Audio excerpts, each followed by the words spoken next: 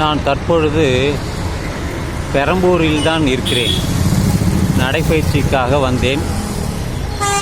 இங்கே புத்தர் கோயில் பார்த்துவிட்டு வீட்டிற்கு திரும்பி போக வேண்டும். அதற்காகத்தான் இங்கே நிற்கிறேன்.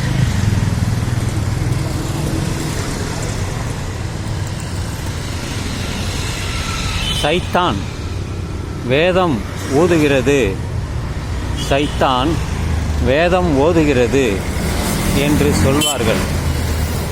சைத்தான் வேதம் ஓதுமா என்பதுதான் கேள்வி. ஒருவேளை அது ஓதினால் எப்படி இருக்கும் என்றால் நரகம் எல்லாம் சொர்க்கம் போல இருக்கும். சைத்தான் என்பது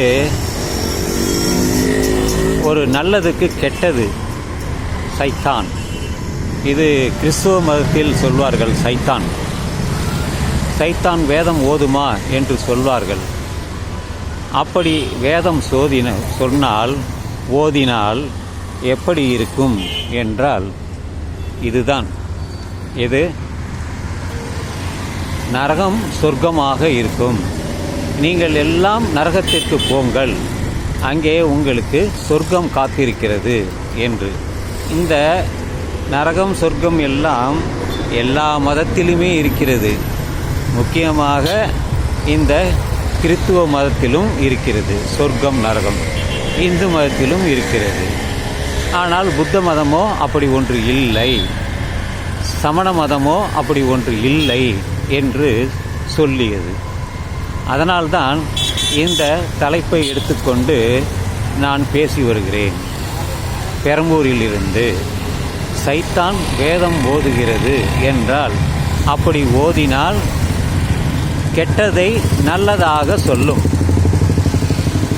நீங்கள் அந்த ரயில் தண்டவாளத்தில் நடந்து போங்கள், சைத்தான் சொல்லும், நீ அந்த பாதை வழியாக போ, உனக்கு அந்த ரயில் மோதாது, நீ பாட்டே போய்கொண்டே இருக்கலாம் என்று சொல்வதுதான் அந்த சைத்தான் சொல்கின்ற வேதம்.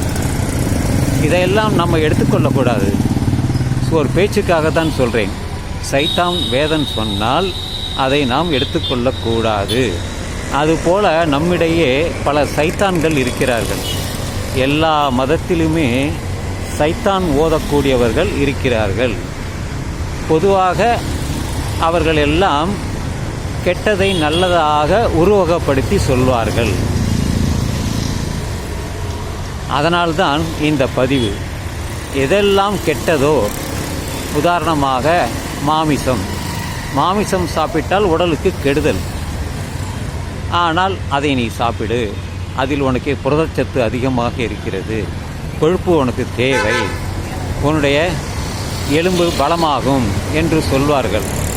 இதுதான் சைத்தான் வேதம் ஓதுவது போன்ற ஒரு சொல். அதே நேரத்தில் சைத்தான் இந்த காய்கறியை சாப்பிட சொல்லாது. அது நல்லது. அதாவது காய்கறிகளை சாப்பிடுவது உடலுக்கு நல்லது. ஆனால் சைத்தான் இந்த வேதத்தை சொல்லாது, அதை சாப்பிடு என்று சொல்லாது. நீ மாமிசத்தை சாப்பிடு, ஆடை வெட்டி சாப்பிடு, மாடை வெட்டி சாப்பிடு, பன்னியை வெட்டி சாப்பிடு, நீ எதை வேணாலும் சாப்பிடு, ஆனால் காய்கறி சாப்பிடாதே, அது உனக்கு உடலுக்கு கெடுதல் என்று. இப்படித்தான் சைத்தான் வேதம் ஓதும். நம்மிடையே பலர் இருக்கிறார்கள். அதெல்லாம் உங்களுக்கே தெரியும். யார் அப்படி சொல்கிறார்கள், யார் அப்படி நமக்கு சொல்கிறார்கள் என்பது நமக்கே தெரியும். நான் இன்னார் என்று குறிப்பிட வேண்டிய அவசியமே இல்லை. எனவே நண்பர்களே, இந்த இரவு நள்ளிரவாகட்டும். நான் பெரம்பூரில் இருந்து தான் பேசி வருகிறேன்.